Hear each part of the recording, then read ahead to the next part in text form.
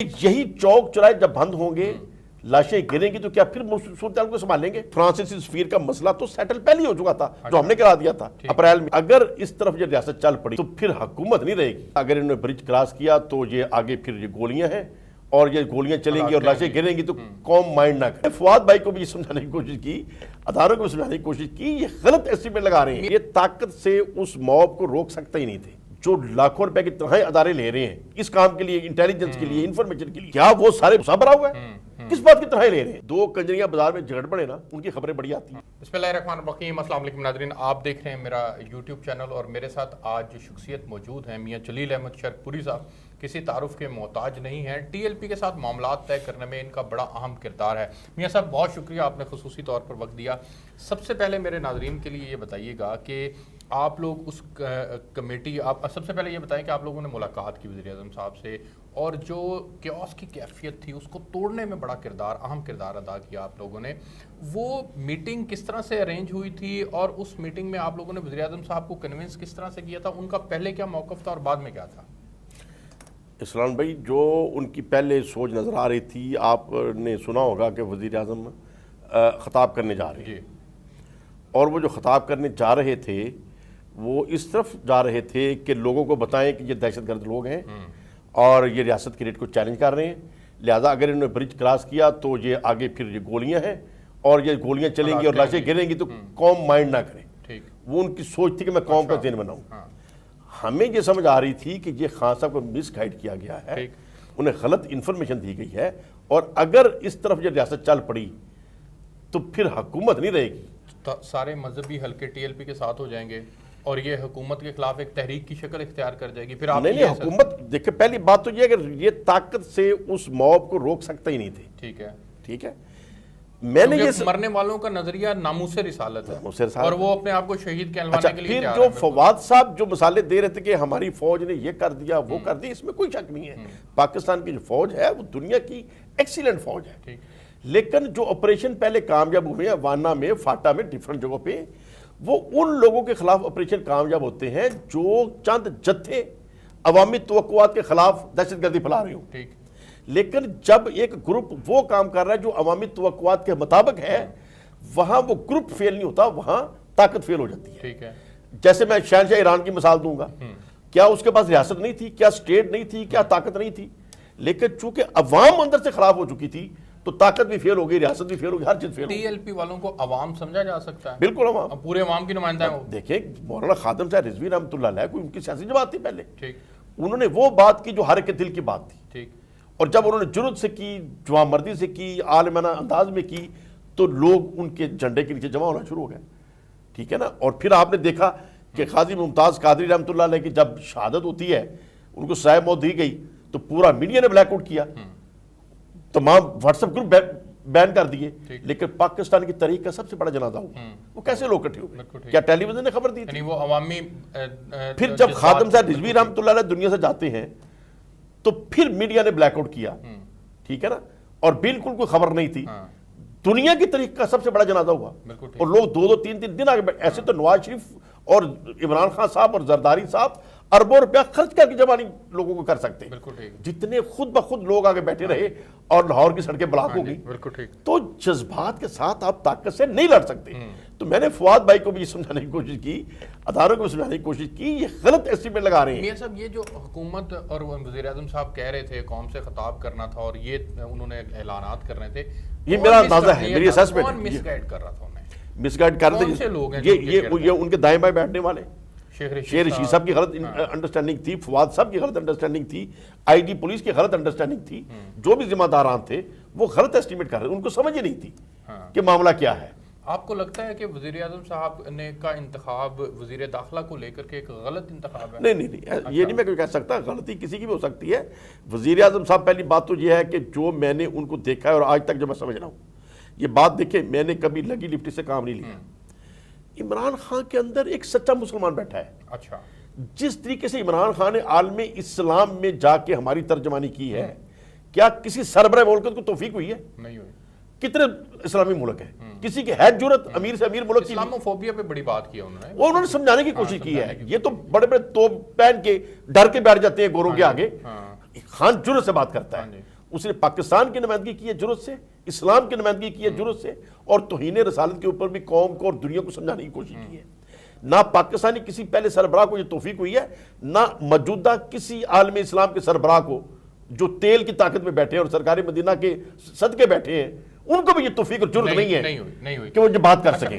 ٹھیک ہے نا؟ اچھا، لیکن اگر خان صاحب تک انفارمیشن ہی غلط ہوگی، انہیں صحیح چیزیں بتائی نہیں جائیں گی، تو ان کا پھر کیلکولیشن بھی غلط ہوگی اور ان کا فیصلے میں اندر غلطی بھی آ سکتی ہے۔ اس کا مطلب ہے کہ دیکھیں وہ بیٹھے رحمت اللہ العالمین کے باہر تھے، اسلام آباد کی سڑکیں بند کی ہوئی تھی شیخ صاحب کے حکم سے، تو شیخ صاحب کا 15 وزارتوں کا تجربہ اور وہ ختم نبوت کے سپاہی جو ہیں، وہ کہاں گیا پھر وہ تجربہ، اور وہ کیوں نہیں ہینڈل کیوں نہیں کر سکے، مس ہینڈل کیوں ہوگی چیزیں؟ ہم اس کو سعد رضوی صاحب کی گرفتاری سے شروع دیکھیں، اس کو میں خالی شیخ صاحب کے اوپر بلیم نہیں دینا چاہوں گا، میں یہ تھانے سے لے کر سیکٹری تک ٹھیک ہے اور تمام اداروں کو بلیم دوں گا جو تمام کنسرن پرسن کو۔ دیکھیں، میں کہہ رہا تھا جولائی میں نے پرائم منسٹر کو خط لکھا، اس سے پہلے بھی لکھے، جولائی میں نے سخت خط لکھا 3 لائنوں کا، میں نے کہا خان صاحب تحریک لبیک کے معاملے میں میں بار بار ریکویسٹ کر رہا ہوں اس کو سنبھالنے مسئلے کو۔ اپریل میں تمام علماء کرام نے اور ہم نے مل کے اس مسئلے کو سلجھا دیا، یہ دوبارہ مسئلہ اٹھنا ہے تو کسی سے سنبھالا نہیں جانا۔ یہ میں 21 جولائی کو میں نے بھیجا، مجھے نظر آ رہا تھا ابھی جب یہ بحران شروع ہوا ہے، اس سے پہلے میں نے پھر لکھا کہ یہی چوک چوراہے جب بند ہوں گے، لاشیں گریں گی، تو کیا پھر صورتحال کو سنبھالیں گے؟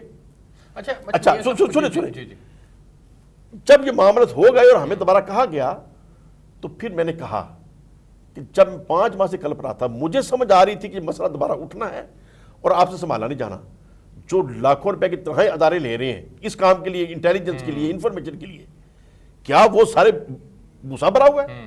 کس بات کی تنہائی لے رہے ہیں؟ کہ میاں جلیل شرک جیسا ایک اسٹوڈنٹ آف پولیٹکس، مجھے نظر آ رہا ہے کہ یہ بحران کھڑا ہو جانا ہے اور حکومت سنبھالنے میں فیل ہوگی، تو اداروں کو نہیں سمجھ آ رہی تھی۔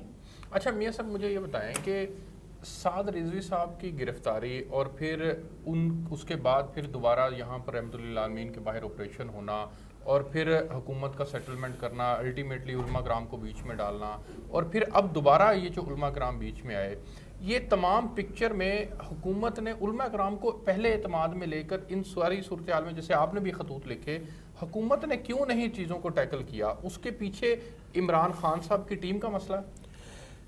اس کے پیچھے یقیناً جو عمران خان صاحب کے دائیں بائیں بیٹھے ہیں ان کا مسئلہ ہے، جن کو خود بھی سمجھ نہیں ہے اور خان صاحب کو بھی سمجھ نہیں آنے دے رہے۔ اچھا آگے بڑھیں، مجھے یہ بتائیں مختصراً، یہ بتائیے گا میاں صاحب کہ اب یہ سیٹلمنٹ ہو گئی ہے، اس میں ایک 12 رکنی کمیٹی بنی تھی، اس میں آپ اس کمیٹی کا حصہ بھی تھے، وہ اس طرح سے ابھی رول پلے کر بھی نہیں پائی تھی کہ مفتی منیب صاحب ان ہو گئے اور ان کی جانب سے معاملات مفتی منیب صاحب ہمارے لیے قابل احترام ہے اور ہمارے علماء میں سے ہیں، پورا ملک ان کا احترام کرتا ہے۔ دیکھیں، جو کمیٹی بنی تھی، ہم اس جگہ کے اوپر ڈٹے ہوئے تھے کہ سعد رضوی صاحب کو وعدے کے مطابق رہا کیا جائے، چونکہ ہائی کورٹ نے ضمانت لے لی ہے اور گورنمنٹ نے جو اپیل کی ہوئی ہے وہ اس کو واپس لے لی، اور پھر ہم جا کے ان سے بات کرتے ہیں۔ گورنمنٹ چاہ رہی تھی کہ نہیں، ہم ابھی جو کیس دوبارہ سپریم کورٹ میں چلا گیا ہے وہ فیصلہ آئے گا تو ہم مزاحمت نہیں کریں گے، لیکن ہم ابھی چھوڑیں گے تو حکومت کی ریٹ نظر آئے گا جیسے کمزور ہوئی ہے، امیج خراب ہوگا۔ یہ ہمارا ان کا ایک ڈفرنس آ رہا تھا۔ ہم نے گورنمنٹ کو اس بات کے اوپر تو منا لیا، یہ تو ہمارا ہی ایکٹیویٹیز تھی کہ آپ سختی کی طرف مت جائیں، ڈائیلاگ کی طرف آئیں، اور جو سختی کی طرف جانے کا رجحان پیدا کر رہے ہیں یہ آپ کو مس گائیڈ کر رہے ہیں۔ یہ مسئلہ حل نہیں ہونا، مسئلہ بگڑے گا۔ اور میری کیلکولیشن تھی کہ اگر وہ چناب پل کے اوپر جو رکاوٹیں کھڑی کر دی تھی اور گولی کا آرڈر بھی دے دیا ہوا تھا، تو گولی سے بھی یہ سیلاب رکنا نہیں تھا، ٹھیک ہے نا۔ آخر فوجی ہمارے ہیں، انہوں نے 100 بندے کو شہید کرتے، 200 کو کرتے، پھر فوج نے بھی سائڈ پہ ہو جانا تھا۔ اگر فوج بھی سائڈ پہ ہو جاتی کہ ہم کتنوں کو مار دیں، تو یہ انسانوں کا جو سیلاب تھا اسلام آباد پہنچ جانا تھا اور حکومت مہینے میں فارغ تھی، ٹھیک ہے نا۔ مجھے یہ نظر آ رہا تھا اور میں نے اداروں کو بھی کہہ دیا کہ مجھے یہ حکومت 1 ماہ سے آگے چلتی نظر نہیں آ رہی اگر یہ بے عقلی والا کام کیا۔ اللہ کا شکر ہے کہ ہماری اپروچ پریزیڈنٹ صاحب تک ہو گئی، پرائم منسٹر صاحب تک ہو گئی، اور ہم اپنی بات براہ راست ان کو سمجھانے میں کامیاب رہے اور ان کی بھی بات سمجھ میں آ گئی، یہ اللہ کا بڑا شکر ہے۔ اور پھر چیزیں نیوٹرلائز ہو گئیں۔ پھر خان صاحب نے یہ اختیار دے دیا ہمیں کہ ٹھیک ہے، آپ جو چند علماء کرام جو فیصلہ کر رہے ہیں اس میں یہ خیال رکھے کہ حکومت کی ریٹ بھی چیلنج نہ ہو اور تحریک لبیک کے جو معاملات ہیں وہ بھی ان کے سیٹسفیکشن ہو جائے, آپ ایک راستہ نکالیں گے, ہم آپ کے ساتھ ہیں. اچھا شیخ رشید صاحب تو اچھا، کہتے اس تھے میں کہ جی فرانسیسی سفیر کے معاملے پہ یہ اڑے ہوئے ہیں, کیا یہ اڑے ہوئے تھے؟ نہیں, وہ ہمیں بنا رہے تھے بات, بالکل فرانسیسی سفیر کا مسئلہ تو سیٹل پہلے ہی ہو چکا تھا, جو ہم نے کرا دیا تھا اپریل میں. ٹھیک ہے نا, اور وہ تو الحمدللہ اس میں بطور خاص میرا ذاتی کردار تھا. ہم علماء تو سارے سینئر تھے میرے سے, اور میں بھی ان کے ساتھ ایک ممبر کے طور پہ تھا, لیکن اس کے اوپر تو بطور خاص تمام علماء کو پتہ ہے کہ سارے تھک گئے تھے. اور میں نے پھر کہا کہ نہیں حضرت تھکنا نہیں ہے, ایک دفعہ دوبارہ میٹنگ لگاتے ہیں. اور پھر میں نے ساتھ رضوی صاحب کو تھوڑا سا بطور خاص جس انداز میں ریکویسٹ کی اور سمجھانے کی کوشش کی کہ یہ سارے دینی علماء ہیں, دینی مسئلہ ہے تو مشورے سے چلیں, اب اپنے اوپر کیوں لے رہے ہیں. ٹھیک ہے نا, بہرحال وہ جو بھی باتیں ہوئی مسئلہ سلجھ گیا اور یہ طے پا گیا, چلو جی کم از کم ہاؤس میں پیش کریں, حکومت جو ہے کم از کم ہاؤس میں پیش کرے, اور ہاؤس پورے ملک کا ہاؤس ہے. دیکھیں اس میں میری جو سوچ ہے کہ میں سمجھتا ہوں کہ یہ راستہ سیدھا ہے. ٹھیک ہے, لیکن میں اکیلا ہوں یا میرے ساتھ 10 لاکھ لوگ ہیں, پاکستان تو 22 کروڑ لوگوں کا ہے, تو کیا 10 لاکھ لوگ اگر سچی بات بھی کر رہے ہیں تو کیا 22 کروڑ لوگوں کو مان لینی چاہیے؟ نہیں, ہمیں دلیل سے بات کرنی مجھے چاہیے. یہ بتائیں پھر اس کا مطلب ہے جو فرانسیسی سفیر کا معاملہ تھا وہ ان کے مطالبات میں شامل نہیں تھا, ابھی نہیں تھا, ابھی ان کا معاملہ یہی تھا کہ سعد رضوی صاحب کو رہا کیا جائے, ناجائز رکھا ہوا اندر, ناجائز رکھا ہوا ہے, دیگر شورا کے لوگوں کو رہا کیا جائے, مقدمات واپس لیے جائیں, اور جو کالا دم قرار دیا گیا وہ ختم کرے. ٹھیک ہو گیا, تو حکومت اس پہ تیار نہیں ہو رہی تھی.